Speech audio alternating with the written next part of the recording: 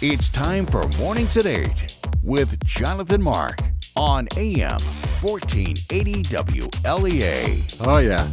Don't know why there's no sun up in the sky. Stormy weather. That's right. What a way to start a week. It is unmistakably Monday. That's right. You can't miss it. Feels like Monday. Certainly looks like Monday. It's raining. Oh, man. Okay, well, this is the start of a work week, and off we go. However, at the end of this week, we have two major events going on in Hornell and Canisteo. And it should be a very lively weekend. I hope the weather gets a little better. And if you heard Rob Carolyn there, it just might by the end of this week, and that's good. Maybe I'll do these in chronological order, I guess. Gus Macker. That's right, it is Gus Macker Time in Hornell. And that starts Friday and runs Friday, Saturday, and Sunday. And I believe I should have looked this up. That's right, I should have. I think this is the 22nd Gus Macker, or maybe the 23rd. Anyway, it's been going on for quite some time. And the Gus Macker is always a huge, and I mean huge, hit in Hornell. You have hundreds of basketball players. I mean hundreds of people playing basketball in downtown Hornell. And as I said, it's been going on for a number of years, and it started out as a hit, and it still is every single year. A long 3-day event. And as I said, if you like basketball, just go downtown Hornell and you'll see some amazing, I mean, these are amateurs. These are amateur basketball players. A lot of, many people around here, your neighbor, maybe your nephew, your son, or, uncle or something. And they play some amazing I could never play basketball. I wasn't very good at basketball, and that's it. But you got to admire how they play. And that'll be going on for 3 days. And also, Saturday in Canisteo at the American Legion, there's going to be a brand new event. And I hope that this becomes an annual event called Smoke in the Valley. Smoke in the Valley? What could Smoke in the Valley be about? Well, it starts off the main thing, barbecue. Barbecues. It's going to be a barbecue competition. It's going to be huge. Let me see. There are going to be barbecues going on there at the American Legion in Canisteo. There are going to be live bands, entertainment, food, drink, a cornhole tournament, horseshoe tournament, booths manned by local cideries, breweries, and wineries, and there's going to be a whole bunch going on in Canisteo on Saturday. So, I guess Saturday is going to be pretty busy between Hornell and Canisteo. I guess you can watch a little basketball or play a little basketball in Hornell, and then go down to Canisteo and have some barbecue. So that should be really good. It's going to be a lot of traffic in between Hornell and Canisteo on Saturday. So as the time gets closer, we'll tell you a little more about that, about those two events. Okay, let me see. Yeah, it was kind of hot this weekend. If you're going to talk about the weather, a blizzard is always good, and really hot weather is always talkable. You know what I mean? It didn't get quite as hot as was predicted on Sunday. Actually, yesterday was a pretty nice day. It wasn't bad at all. Well, it was a little warm, but it was certainly doable, and it was okay. Saturday, not so much. In greater metropolitan Almond, where we live, we had a heat index of 114. I don't remember what the air temperature was, but that's really all I need is the heat index 114. That was more than hot enough. That was just fine. Let me see. However, in other parts of the country, actually, it's funny. In other parts of the country, it didn't get as hot, but apparently, well, it was 113. I saw this on, where did I see this? On the New York Post website this morning. Yesterday in Times Square in New York, it was 113. That was the air temperature. The air temperature was 113 in Times Square. So if the air temperature was 113, imagine what the heat index was. Probably you wouldn't want to be there, at least yesterday. Let me see. In Massachusetts, where did I find this? Oh, on WBZ Boston. That's right. The cops in Braintree. Now, Braintree is like in the Boston area. On their website, they said hold off on crime this weekend due to extreme heat. Because, let me see, they said, this was the cops in Braintree, Massachusetts. They said doing so would be dangerous because of the hot temperatures. Instead, they offered alternatives. And this is what they posted. Stay home, blast the AC, binge watch Stranger Things Season 3, play with the Face app, practice karate in your basement. We will all meet again on Monday when it's cooler. So they advise any potential criminals to just stay home and stay cool, and do things and then, go about your business on Monday and be a criminal. Anyway, and the post was signed sincerely. P.S. Now, what did it say here? P.S. Please no spoilers, because we're just finishing Season 2 of Stranger Things. So that was in Braintree, Massachusetts. I don't know how hot it was there, but I guess it was hot enough to advise the people to stay inside. And this is really kind of interesting. Where did I see this? Okay, this was on Fox News. Biscuits start baking inside hot car in Nebraska as part of weather experiment. The National Weather Service in Nebraska demonstrated the effects of the brutal heat by trying to bake biscuits using nothing but a car and the sun. In a series of tweets, the National Weather Service in Omaha and Valley, I guess there's a place called Valley, Nebraska, in Omaha and Valley, posted updates on the biscuit experiment over the course of 8 hours. We were actually going to do cookies, but the store didn't have any cookies, and so it's biscuits. Haley Bova, meteorologist with the National Weather Service in Valley, told the Omaha World Herald, "I thought it would be fun to try." The experiment was conducted as an excessive heat wave or heat warning had been issued for much of eastern Nebraska through 7 o'clock Saturday night by the National Weather Service. The high in Omaha on Thursday was 92. That's really not all, it got hotter here. Anyway, the high in Omaha on Thursday was 92 with a heat index of 103. And they tweeted out a series of tweets here, and there's a photograph of the biscuits on a baking tray inside a car with the windows rolled up. The first tweet said, "If you're wondering if it's going to be hot, we are attempting to bake biscuits using only the sun and a car in our parking lot. We will keep you posted with the progress. Stay cool." Okay, the biscuit dough was placed on a cookie sheet inside an enclosed vehicle, along with the thermometer. The biscuits usually take about 14 to 17 minutes and a 350-degree heat to bake, the newspaper reported. And these, who makes these? I don't recall. But these biscuits in a cardboard tube or something, then you break the cardboard tube open and then you peel them out like one at a time. I don't remember what they're called. Anyway, that's what they look like. And the next tweet included the picture of the biscuits and the caption, "45 minutes in, biscuits are rising." The following update, posted about an hour after the initial tweet, said the pan has reached 175 degrees in 60 minutes, and the tops of the biscuits are at 153. And then it added, "This is a good time to remind everyone that your car does in fact get deadly hot. Look before you lock. An average of 38 children die in hot cars each year." Okay, let me see. And then they had a biscuit. About 5 hours later, the Omaha National Weather Service posted another update. Biscuit update: had to turn the car around to adjust for the sun angle. Top of the biscuits are baked, but the bottom remains kind of doughy. But more interestingly, the temperature of the back seat in the shade is 144 degrees. 144 in a locked vehicle. And what was the air temperature again? 92? Yeah, I think it was 92. Okay. So the back seat in the shade was 144.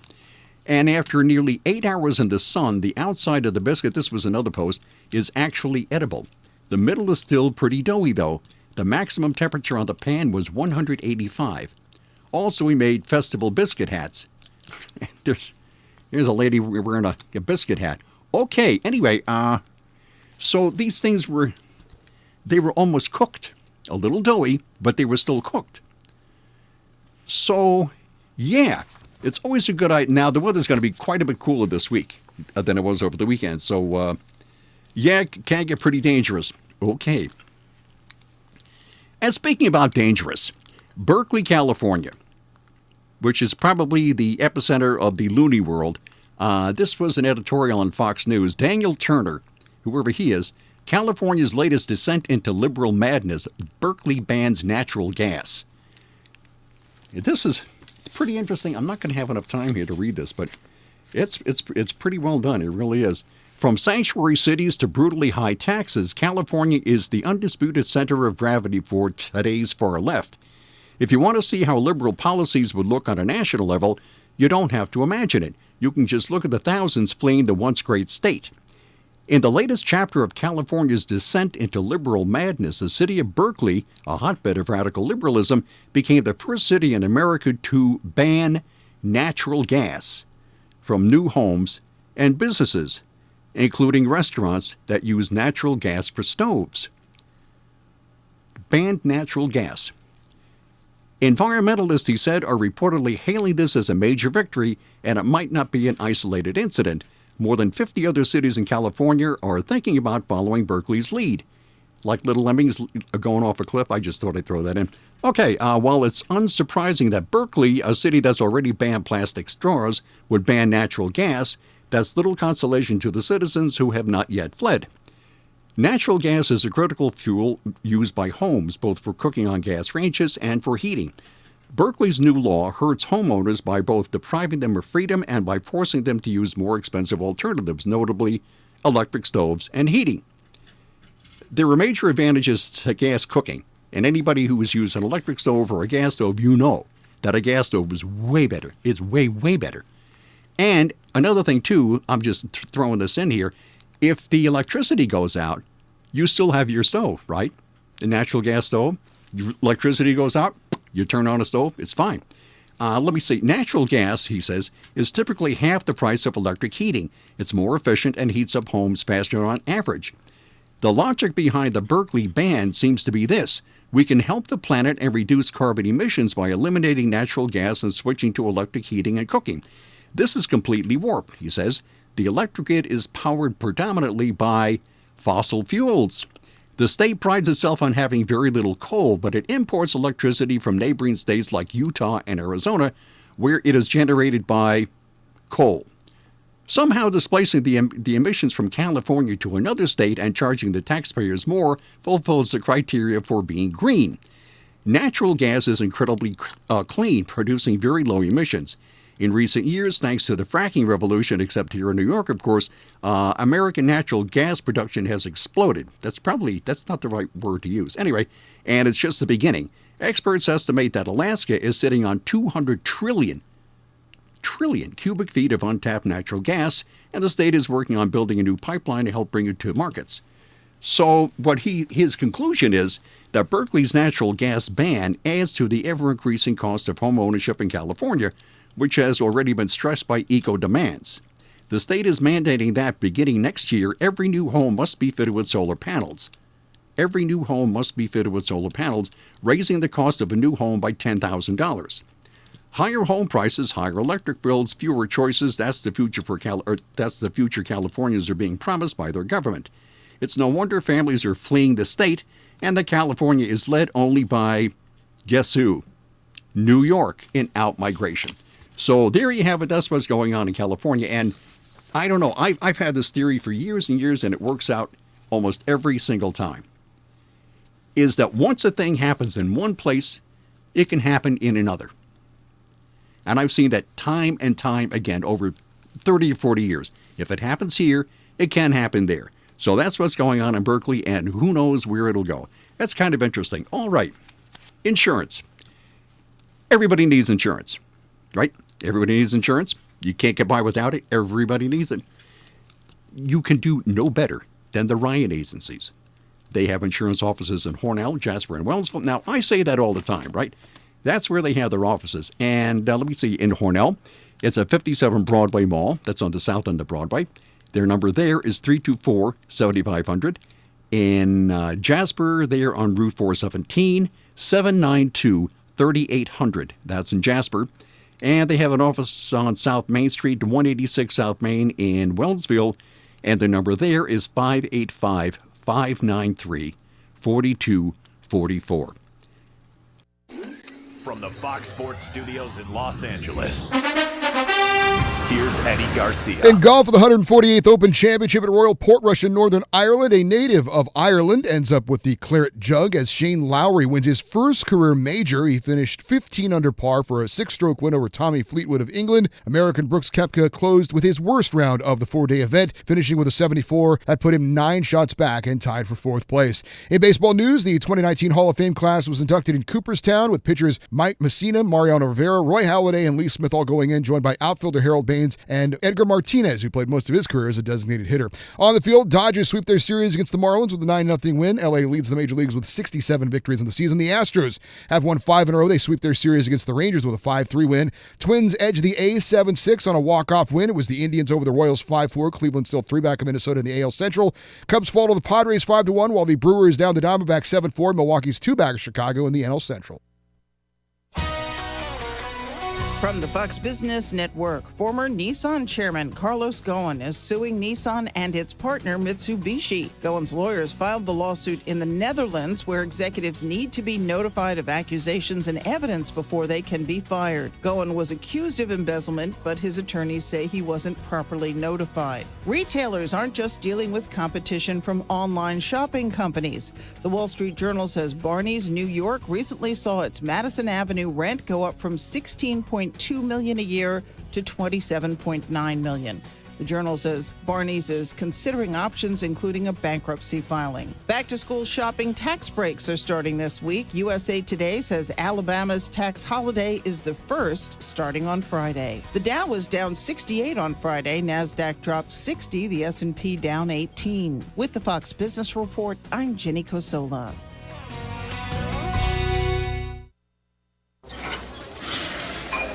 Summer is here, and Matt's got the barbecue out all ready to grill. That's why he trusts Super Poly Grip, so he can enjoy his steak with full confidence. Poly Grip. Sounds like there's a party going on, but something's missing. The birthday gal's arrived, and thanks to Polydent, her bright smile is anything but a surprise. Polydent.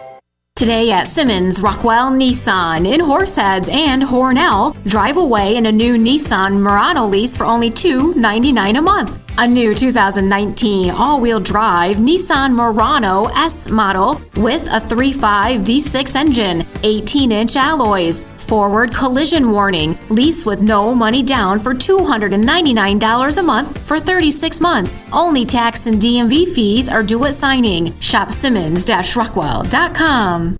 And we are back. Okay, let me see. You have a dog, you have a cat, but you're out of the house. And they're in the house. Let's say it's winter, okay, and they're inside. So this is from Mental Floss. Great website. Keep your pet entertained while you're away with this robotic bowl toy. The bowl is as simple as pet toys come, it says here, but even the classic design can be improved upon. Some of the hottest pet accessories on the market now are interactive toys like Kong Chew Toys. I never heard of it, and other puzzle items with room for treats inside. Unlike those products, this ball doesn't cease being entertaining the moment your pet solves a puzzle. The Wicked Ball, currently raising money on Indiegogo, whatever that is, rolls, bounces, and holds your cat or dog's attention all on its own. Though it looks like a regular ball, the Wicked Ball is actually a robotic toy. A motorized wheel propels the ball around your home, distracting your pet from any trouble it might get into when no one's looking. The gadget can be set to 3 modes: gentle, normal, and active. In addition to rolling, the ball also vibrates and bounces across the ground to keep things interesting for animals. Okay, this is sounding pretty good here. The Wicked Ball is designed to be totally autonomous, so pet owners can rest easy leaving their pet alone with it at home. A built-in sensor helps make this possible by alerting the ball to incoming walls and objects, so it can avoid getting stuck in tight places. The toys run on a battery that charges via a USB cord. After charging for an hour, the Wicked Ball lasts for 100 minutes of continuous play. If your pet spends as much time chasing the ball as it does taking breaks, as is typical, the charge will last 4 hours. Even when it's shut off, a plug in the side of the toy can be filled with treats to keep pets occupied. The toy is available in a colorful plastic shell for dogs and a gray wool coating for cats. and they cost they cost 34 $34. Now, I don't know about dogs, right? But we have 3 cats. And I can imagine you have 3 cats indoors with this ball that's rolling and bouncing around. And all I can see is lamps being knocked over. Maybe lamps. Oh, I don't know. Furniture being jumped on and scratched. Pictures being knocked off shelves. You could do a lot of damage with this thing. So here's this ball going crazy, bouncing and rolling around and stuff. And there are these 3 cats chasing it. Oh, that'd be fun. That sounds like an absolutely wonderful idea. Yeah. Okay. Maybe if you had one lethargic cat, that'd be it. But our guys are pretty active. So I can imagine what this would do with 3 cats chasing this one ball. Or even better, have a ball for each cat. So you'd have 3 cats running around, chasing these 3 balls, bouncing and rolling around. That sounds absolutely wonderful. Okay, what else we have here? This was from, where did I find this? And I don't know. Anyway, the dateline is London. The Rialto Bridge in Venice, okay? The oldest of the 4 structures spanning the Grand Canal in the Italian city has seen it all. But the sight of 2 German backpackers setting up a travel store to make their morning coffee on the steps of the 400-year-old monument was too much for a local resident who promptly called the cops. So these people were fined, these 2 people from Berlin were fined 950 euros. In real money, that's $1,000. So they were fined $1,000 and they were told to leave the city. Wow. Because apparently people don't like people making coffee on, I don't know. Anyway, okay, so fine. You can't make a cup of coffee there on the bridge. And people get all mad and they find him and just they threw him out of Venice. There you go. Okay, fine. There you go. And I will see you tomorrow at 8:05. Bye.